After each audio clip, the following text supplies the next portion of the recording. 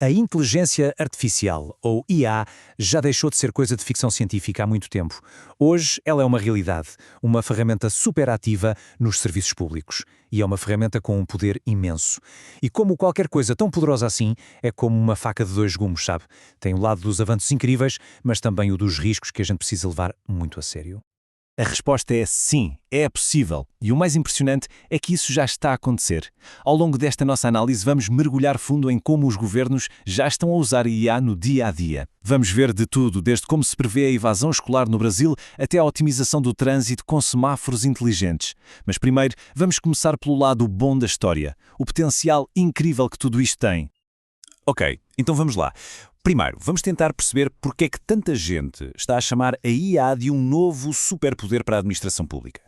E olha, não estamos a falar de coisas hipotéticas, não. São exemplos bem reais, que já estão a funcionar lá no Brasil. Pois é, o ponto principal aqui é que isto não é talvez um dia. Ferramentas como o Victor, a Alice e até a Serenata de Amor, elas já estão na ativa, a trabalhar mesmo, para tornar as coisas mais eficientes e mais transparentes. É a prova viva do potencial transformador que esta tecnologia tem nas mãos. E claro, esse potencial não é só uma coisa local, é reconhecido no mundo todo. A expectativa é que o mercado global de IA movimente mais de 500 mil milhões de dólares. 500 mil milhões! É um número que não deixa dúvidas sobre o tamanho do investimento e da crença que existe no poder de transformação da IA. Tá bem, mas como é que essa mágica toda funciona afinal? Bom, na verdade, tem menos de magia e mais de uma mudança fundamental na maneira como a gente dá instruções a um computador. O ponto-chave é este.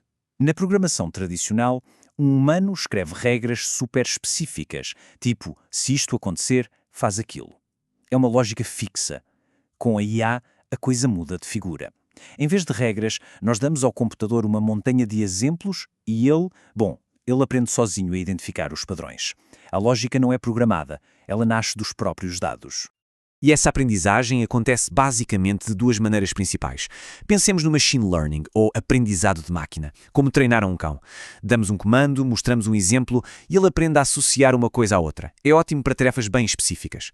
Agora, o deep learning, ou aprendizagem profunda, aí a coisa é mais parecida com um bebê a aprender.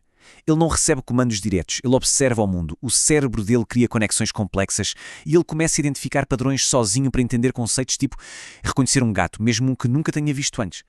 Por isso, uma boa forma de pensar nisto é imaginar a IA não como um Google que sabe tudo, mas sim como um assistente. Um assistente que aprende com a informação que lhe damos. E a qualidade do trabalho desse assistente vai depender 100% da qualidade das instruções e dos dados que ele recebe. Se a gente lhe der lixo, ele vai devolver lixo. Simples assim. E isto leva-nos direitinho ao outro lado da faca, ao lado perigoso. O que acontece quando este nosso novo e super poderoso assistente se engana? Ou pior, e se o assistente mentir? É que a IA não entende o que é verdade como nós. Ela é uma máquina de reconhecer padrões e gerar texto que pareça correto.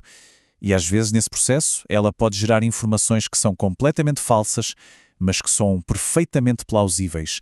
É um fenómeno que tem um nome: alucinação. E isto não é um risco teórico, de todo. Já aconteceu. Um advogado usou o ChatGPT para fazer uma pesquisa jurídica e a IA, para ser prestável, simplesmente inventou casos e decisões judiciais do nada. Casos que pareciam reais, mas que nunca existiram. O resultado? O advogado foi sancionado e com razão. Mostra o perigo de confiar cegamente. E os riscos não param por aí. São vários e são sérios. Temos o viés algorítmico, que é quando a IA aprende com dados do nosso passado e acaba por repetir e até ampliar os preconceitos que já existem na sociedade. Depois, as tais alucinações, que acabamos de ver. Há também o problema da caixa preta. A IA toma uma decisão, mas ninguém consegue explicar como é que ela chegou lá. E, claro, as questões óbvias de privacidade e segurança com tantos dados a serem recolhidos. E, por fim, um risco muito humano. O nosso viés de automação. Aquela tendência de confiar demasiado numa decisão só porque veio de um computador. Ok, então, com tantos perigos na mesa, a grande questão é como é que se pode usar esta espada, esta ferramenta, de forma responsável e ética. A resposta, ao que parece, não é simplesmente proibir, mas sim criar regras do jogo, construir um guia de boas práticas bem claro. A ideia não é, de todo, deixar de usar a ferramenta. É aprender a usá-la com segurança. E estas boas práticas giram todas em torno de alguns pilares. Supervisão humana sempre. Alguém tem que ser responsável no final do dia e, claro, proteger os dados. É a única forma de garantir que a tecnologia está a servir o interesse público, em vez de o colocar em risco. E esta ideia de criar regras está a tornar-se oficial. Já existem propostas de lei a serem discutidas, como o PL no Brasil, que basicamente classificam os sistemas de IA por nível de risco. É bem lógico. Coisas de risco excessivo, como sistemas de pontuação social que avaliam pessoas, seriam simplesmente proibidas. Já as de alto risco, como as usadas em justiça ou educação, teriam uma regulação super apertada. E por aí abaixo. E toda esta discussão é para ontem, é super urgente. Porquê? Porque, como este gráfico mostra de uma forma brutal, nós estamos a viver uma era exponencial. A quantidade de investigação e publicações sobre IA simplesmente explodiu a partir de 2015. A integração desta tecnologia na sociedade já não é uma questão de se vai acontecer, mas sim de como e quando. No meio de toda esta conversa, há um consenso que parece ser bastante claro entre os especialistas.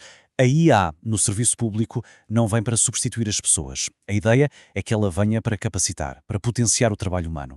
É para tirar da frente as tarefas repetitivas e deixar que as pessoas se foquem naquilo que é mais estratégico e, bem, mais humano. O que nos deixa então com uma última questão que é talvez a mais importante de todas. A tecnologia vai capacitar os governos, isso parece inevitável. A verdadeira pergunta que fica no ar é: que tipo de governo capacitado é este que queremos construir para o nosso futuro? A ferramenta está aí. A forma como a vamos usar, essa escolha, no fundo, é nossa.